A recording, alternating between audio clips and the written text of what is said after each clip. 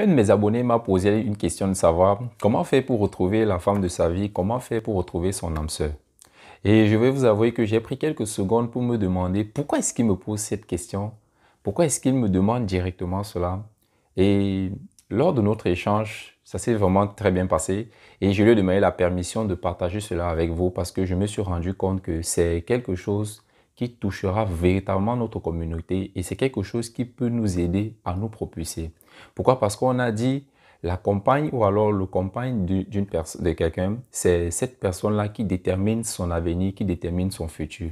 Alors je t'invite de rester dans cette vidéo jusqu'à la fin pour savoir comment trouver ton partenaire ou alors ta partenaire de vie et comment reconnaître cette personne.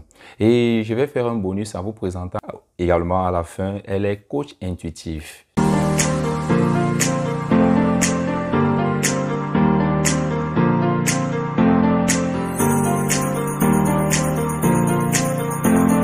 Salut à toi, bienvenue sur le Réveil de l'Afrique, ta chaîne. Je suis Olivier Dong et ici je parle à tous les Africains et à toi en particulier. Car je suis convaincu que l'Afrique peut retrouver sa splendeur, son potentiel, sa richesse qu'elle avait auparavant et qui nous a été, je dirais, détournée.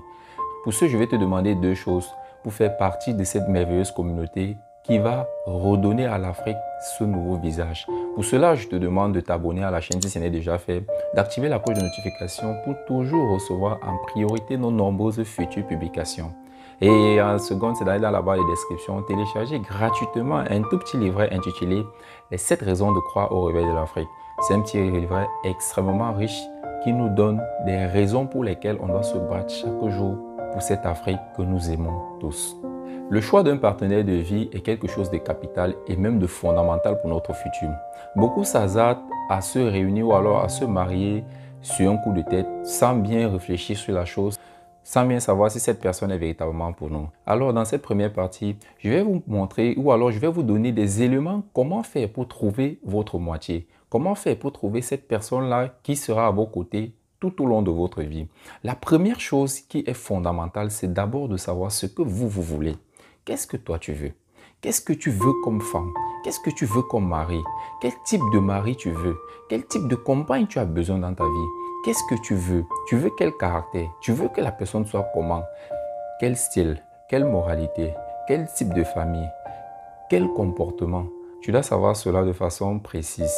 Pourquoi? Parce que c'est fondamental. Tu dois savoir exactement le type de partenaire que tu veux. Tu dois savoir exactement le type de personne avec lequel tu aimerais cheminer. Et c'est quelque chose de fondamental. Je ne te demande pas de faire toute une liste comme je voyais beaucoup de personnes faire avec des critères. Je veux. Non, c'est pas ça. Mais dans ta tête, tu dois savoir exactement ce que tu veux. Tu dois savoir le style de personne que tu veux, le style de compagne, le style d'homme, le style de femme que tu aimerais voir à tes côtés. Parce que j'aime souvent dire, pour toujours être très long pour être malheureux, tu dois savoir exactement ce que tu veux, d'abord dans ta tête, avant que cela ne puisse se réaliser. La seconde chose pour trouver ton partenaire de vie, c'est d'avoir une bonne vie sentimentale. Parce que sincèrement, si tu trempes partout, tu risques de passer à côté de ta moitié, tu risques de passer à côté de ton âme sœur. Et c'est quelque chose de fondamental. Tu dois avoir une hygiène de vie sentimentale. C'est vraiment capital. C'est vrai. En fait, si tu en as encore l'occasion, tu dois véritablement avoir cette hygiène de vie sentimentale. Et même si tu ne l'as pas fait par le passé, tu peux revenir et tu peux recommencer à partir de maintenant à avoir une bonne hygiène de vie sentimentale. Et je sais que vous savez de quoi je parle. Avoir une bonne vie sentimentale, c'est quoi? C'est ne pas avoir 3, 5 copines à la fois, 3, 5 gars à la fois. Non, ça ne marche pas comme ça. Tu dois avoir véritablement une bonne hygiène de vie sentimentale. Tu dois savoir te retenir, savoir exactement comment est-ce que tu dois te comporter. L'hygiène de vie sentimentale est fondamentale et capitale pour retrouver ta moitié, pour retrouver la personne qui t'est destinée. La troisième chose pour pouvoir trouver ton compagnon ou alors ta compagne de vie, c'est d'être patient. Tu dois être patient. Tu dois véritablement être patient. Moi, je rencontre des personnes qui sont tellement obsédées à cela, qui sont tellement obstinées à avoir une épouse, qui sont tellement obstinées à avoir un époux, qui sont obstinées à avoir cette vie-là, qu'elles finissent par passer à côté. Il faut véritablement être patient. Tu dois être prêt à faire 1, 2, même 3 années toute seule pour observer, pour regarder. Dis même non à tout ce qui vient autour de toi pour être focalisé. Et je ne dis pas de repousser tout le monde, non, c'est pas ce que je dis, mais je demande vraiment d'être patient, de pouvoir se servir de ses émotions intérieures pour pouvoir distinguer. Parce que si tu sais exactement ce que tu veux, si tu as une bonne hygiène de vie sentimentale, tu pourras facilement retrouver ta personne. Parce que à la moindre rencontre, le feeling va très vite se passer. Vous allez vraiment être complémentaires. Parce que vraiment, c'est capital. Il faut être patient. Il y aura des personnes que à peine une semaine de relation, c'est comme s'ils étaient tellement amoureux. C'est vrai, ça arrive. Mais il faut vraiment être patient et comprendre que les bonnes choses viennent avec du temps. Les bonnes choses arrivent avec du temps. Et il y a des comportements même qu'on peut améliorer. Il y a des choses qu'on peut changer. Il faut être patient vis-à-vis de toi-même et vis-à-vis de ton compagnon ou alors de ta compagne. C'est capital et vital pour pouvoir trouver ton compagnon ou alors ta compagne de vie. En appliquant ces trois choses, je t'assure, tu trouveras ton compagne ou alors ta compagne de vie. Et je suis sûr que tu pourras le faire. Il faut savoir exactement ce que tu veux. Il faut avoir une très bonne hygiène de vie sentimentale et il faut être patient. En le faisant, tu vas découvrir cette personne. Si tu es en couple ou alors étant déjà en couple, comment faire pour reconnaître que cette personne est véritablement ton âme sœur? Comment faire pour reconnaître que cette personne est véritablement ta moitié? Pour savoir si cette personne est véritablement la personne qui t'est destinée ou alors la personne avec qui tu veux passer le restant de tes jours. Déjà, la première des choses, c'est de voir le respect. Le respect que la personne a vis-à-vis de toi. Le respect que la personne a vis-à-vis de ta famille et de tes proches. Car c'est capital et fondamental. Si quelqu'un ne te respecte pas, la personne ne peut pas t'aimer. Peu importe les je t'aime, les B, les chéris, tout ce que vous connaissez. Peu importe tout ça, ça ne changera rien. Parce que le respect doit être vital et doit être capital. Et ce respect, ça se voit généralement en public. Si tu parles très mal à ta compagne ou alors ton compagnon en public, c'est un problème. Ça veut dire que soit ce n'est pas la personne qu'il te faut, soit vraiment il y a quelque chose qu'il faut que tu revoies. Parce que ta personne ne va jamais te parler mal en public, ne va jamais accepter que quelqu'un puisse te rabaisser, peu importe la façon que ce soit en public. Tu dois véritablement voir ça. C'est cette chose qui est vraiment fondamentale. Tu dois voir ce respect-là. Cette personne doit te respecter, toi ainsi que les membres de ta famille. Parce qu'en Afrique, c'est comme ça. On n'épouse pas une personne, on épouse une famille. Quand tu décides de prendre quelqu'un pour épouse, ça veut dire que tu prends également toute sa famille comme la tienne. Donc le respect doit être vraiment vital. La deuxième chose pour reconnaître ton compagne ou alors ta compagne de vie, pour savoir que c'est cette personne que tu dois partager, qui doit rester auprès de toi le restant de ta vie, c'est de voir la personne te soutenir dans tes projets, de voir la personne partager tes combats, de voir la personne être à tout moment avec toi pour t'aider à grandir et à évoluer.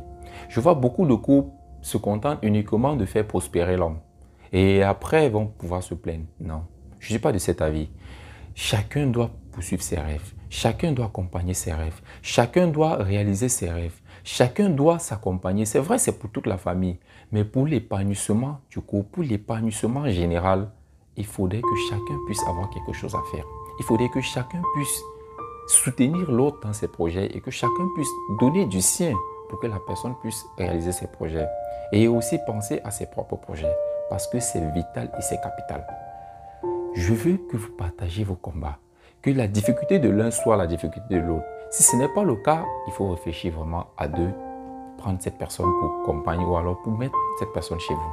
Vous devez avoir des projets pratiquement similaires et des projets différents et vous devez vous soutenir dans ces projets. Vous devez vous écouter et vous devez partager vos combats parce que c'est capital pour votre vie. C'est capital pour votre progéniture, c'est capital pour votre foyer, capital pour votre maison. La troisième chose pour reconnaître la compagne de vie, votre compagnon de vie, c'est la loyauté. Est-ce que cette personne est loyale avec vous? Est-ce que peu importe les situations, peu importe les accusations qu'on porte à votre égard, cette personne croit en vous. Cette personne a confiance en vous. Cette personne vient vous dire que voilà, on a dit tel, même si on ne vous dit pas qui c'est pour éviter des problèmes. Mais moi, je ne crois pas en ça. Mais moi, je te fais confiance. Ou alors, cette personne n'a même pas besoin de vous dire. Peu importe ce qu'on va dire, elle vous fait confiance. Et elle vous protège. Est-ce que c'est ce que vous devez reconnaître chez les personnes? C'est comme ça que vous devez voir ces personnes. C'est comme ça que vous devez les reconnaître autour de vous. La personne doit vous être loyale. La personne doit vous faire confiance. La personne n'a pas besoin de fouiller votre téléphone quand vous êtes sur la douche. La personne n'a pas besoin de fouiller vos mails et ainsi de suite. Non. La personne n'a pas peur qu'à tel voyage, vous devez être sous les bras, je ne sais pas de qui. Non. La personne doit vous faire entièrement confiance. Et c'est quelque chose de vital et de capital. Parce que s'il n'y a pas déjà la confiance dans un couple, ça ne sert à rien, les amis, je vous assure. Pour reconnaître votre personne, ça doit être comme ça. La personne doit vraiment vous être loyale et vous faire extrêmement confiance. La dernière chose qui vous permettra de reconnaître votre moitié, c'est le degré de son ego. Est-ce que la personne, peu importe l'ego que quelqu'un peut avoir, dans un couple, ça se brise. Quand vous êtes deux, ça doit se calmer. Ça doit s'arrêter. L'ego ne doit pas être plus grand que l'amour. L'ego ne doit pas être plus grand que votre partenaire. Vous ne pouvez pas faire des semaines ou alors des mois sans vous adresser la parole. Je connais des personnes qui vivent même sur le même toit, mais qui ne se parlent pas. Attendez. Pourquoi? Parce qu'une personne ne veut pas se rapprocher pour dire oui, j'ai tort, oui, excuse-moi. Non. Parfois, dans un couple, on veut toujours que ce soit peut-être l'homme qui vient s'excuser. On veut toujours que ce soit peut-être la femme qui vient s'excuser. Ça ne marche pas comme ça. On ne peut pas avoir raison tout le temps. Il faudrait à un moment donné que chacun puisse demander pardon, chacun puisse se sentir responsable de la situation qui est en cours et puisse se rapprocher vers l'autre. Ce n'est pas toujours à l'autre de faire le premier pas. Tu dois également faire le premier pas. C'est fondamental. Dans un couple, c'est comme ça. Tu dois t'avancer, tu dois faire ce premier pas pour demander aussi des excuses. Il faut laisser l'ego de côté.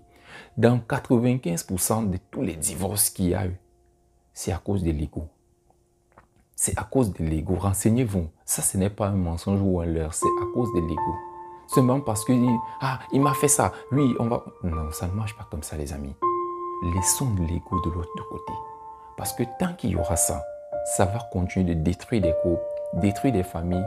Et ce sont les enfants qui vont payer le prix de cela. Laissons l'ego de côté et véritablement construisons quelque chose de solide. L'Afrique a besoin vraiment des foyers solides. L'Afrique a besoin des personnes qui soient épanouies. Le réveil de l'Afrique voudrait que vous soyez vraiment épanouis, que vous soyez parfait dans tous les domaines, que vous ayez une vie sans limite. Et pour cela, ça doit passer par la construction d'un foyer, ça doit passer par la construction de quelque chose de solide. Et je sais que la famille est la base de tout ce qu'on veut construire. Une famille solide est la base de tout ce qu'on veut construire. C'est pourquoi, dès qu'un ennemi se met entre vous, c'est fini. Vous devez être solide. Vous devez pouvoir laisser vos égos de côté pour résoudre vos problèmes en grande personne, pour que les enfants ne puissent pas en subir. Même si maintenant, ils ne subissent pas encore les conséquences de cela, plus tard, ils pourront le subir. Et je suis sûr que ce n'est pas ce que vous voulez. Alors laissons l'ego de côté et vraiment construisons quelque chose de grand, construisons quelque chose de solide. Non seulement pour nos familles, pour notre pays, mais aussi pour notre Afrique. Car c'est capital et c'est fondamental. Merci.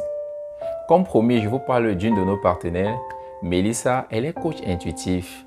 Elle met au service du plus grand nombre ses talents naturels pour donner des pistes de réflexion ou alors nous aider à nous donner des réponses sur notre quotidien.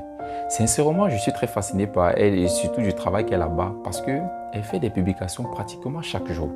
Et c'est vrai, quand vous allez entrer dans sa chaîne, vous allez vous retrouver parce que c'est quelque chose déjà qui se fait beaucoup en Afrique. C'est quelque chose que les gens visitent généralement en Afrique, entre guillemets.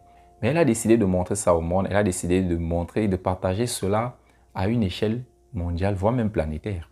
Et je vous invite à aller, je mettrai le lien de sa chaîne dans la description. Je vous invite à y faire un tour, de regarder et d'écouter ce qu'elle fait. Et n'hésitez pas à vous abonner parce que c'est une personne qui peut véritablement vous aider. Et je suis sûr qu'il va vraiment vous aider. Merci, c'est vraiment tout pour aujourd'hui.